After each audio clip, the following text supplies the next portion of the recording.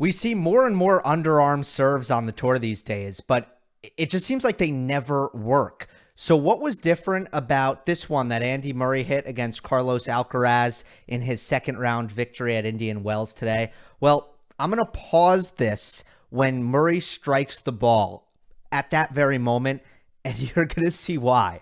Okay, here we go. And stop.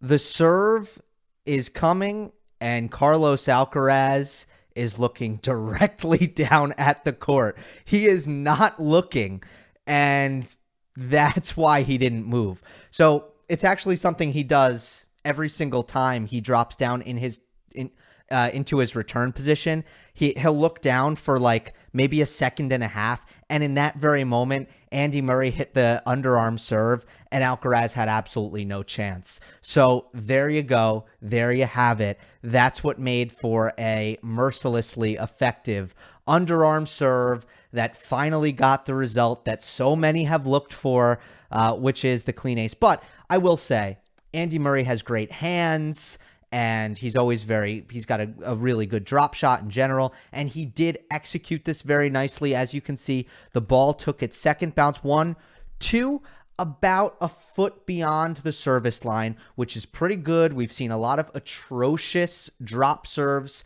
from an execution standpoint. So Murray did this pretty well. And I think even if Alcaraz was looking, he definitely would have gotten there. He would have gotten to the ball, but it would have been an awkward shot for him to play.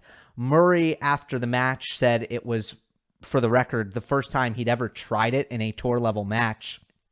And he was like, look, the courts are playing so slow. My first serve wasn't doing any damage, so I just had to try something.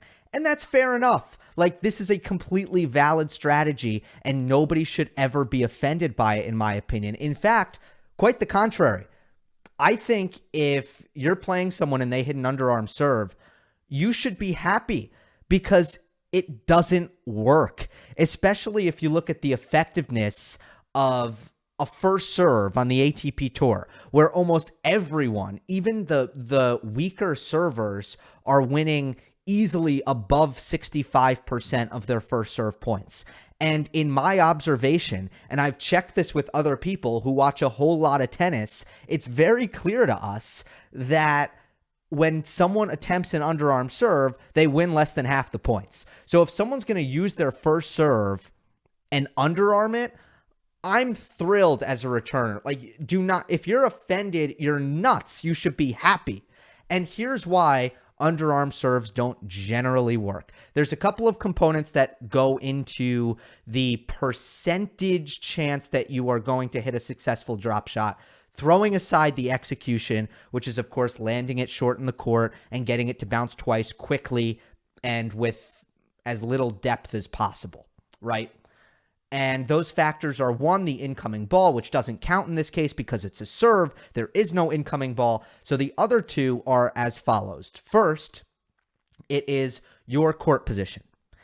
And it's easier to execute a drop shot when you're further inside the baseline and closer to the net. Less distance for the ball to travel. Very, very simple. And if you're hitting an underarm serve, your court position kind of stinks for a drop shot. Now, are some players good enough at the drop shot that they hit good ones from behind the baseline? Yes, but generally speaking, it's not easy, and it's not a good place to be hitting a drop shot from. So, of course, because you cannot foot fault and you have to be on the baseline, your court position is pretty bad, and the ball has to travel pretty far, which gives the returner extra time to get up to the ball. The second factor in a drop shot is your opponent's court position, and in this case, the return position. And conventional thought would tell you that in modern tennis, with these return positions drifting further and further back, well, the underarm serve should be wide open, that you should be able to take advantage of the return position. And in theory, yes, Carlos Alcaraz is a little bit behind the Indian Wells logo. I would say 12 to 15 feet behind the baseline here. Here's the thing. A returner has a perfectly balanced stance because they are basically controlling their athletic ready position. I mean, I've never had to say this, which is why it comes out a little bit choppy, but the return position is an athletic stance where your weight and your balance are perfectly centered. Therefore, players are just very quick out of that return position, obviously. And that makes it hard to kind of catch a player off guard when it comes to executing a drop shot.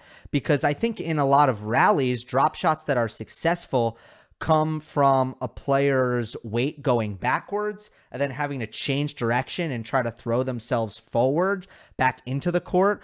Or if they're caught by surprise, maybe they get a bit of a late jump, or maybe they're not quite recovered to the middle. In simple terms, it's really difficult to catch a returner off guard because they could not be more ready to break in any direction.